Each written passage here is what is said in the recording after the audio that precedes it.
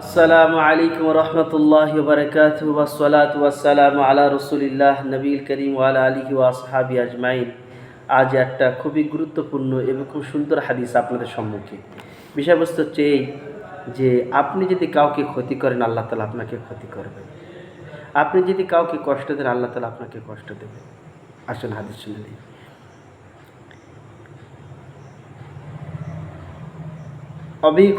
أبي قال حدثنا يحيى بن حبان عن لؤلؤة عن أبي سرمة عن رسول الله صلى الله عليه وسلم أنه قال من ضر أضر الله به ومن شق شق الله عليه।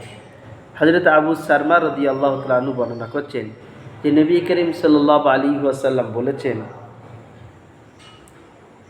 যে ব্যক্তি কাউকে ক্ষতি করবে বা ক্ষতি করার প্ল্যান করবে, আল্লাহ তাআলা তাকে ক্ষতিতে ডুবিয়ে দেবেন। আল্লাহ তাআলা তাকে ক্ষতি করবেন। যে ব্যক্তি কাউকে কষ্ট দেওয়ার চিন্তাভাবনা নেবে বা কষ্ট দেবেন, কষ্ট লিপ্ত করবেন, আল্লাহ তাআলা তাকেও কষ্ট লিপ্ত করবেন এবং কষ্ট দেবেন।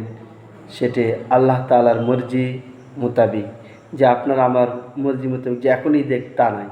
আল্লাহ তাআলা ছাড় দেন কিন্তু ছেড়ে কাউকে দেন না। ফিরআউনকে ছাড় দিয়েছিলেন, ছেড়ে দেননি। নমরুদকে ছাড় দিয়েছিলেন, ছেড়ে দেননি। ওই জন্য আমরা মাথায় এই জিনিসটা রাখবো যে আমরা কাকে ক্ষতি করতে যাচ্ছি। আল্লাহ তাআলার বান্দা। কার বান্দা? আল্লাহর।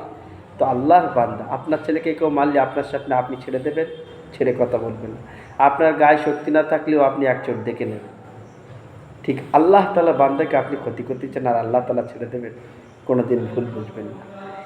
নবীর উম্মতকে আপনি কষ্ট দেবেন আর আল্লাহ তাআলা ছেড়ে দেবেন আল্লাহর হাবিবের উম্মতকে। ওই জন্য দুটো রিশতা আছে প্রত্যেকটা ইমানদারের সাথে। ওই জন্যই আমরা এই বিষয়ে সচেতন হই। আল্লাহ তাআলা আমাকেও আপনাকে তৌফিক দান করেন, বলুন আমিন। তাহলে আমাদের মৃত্যুর পরে জানাজার সামনে আর এই কথা বলতে হবে না যে ভাই যা কিছু ভুল ত্রুটি করেছে ক্ষমা করে দেই।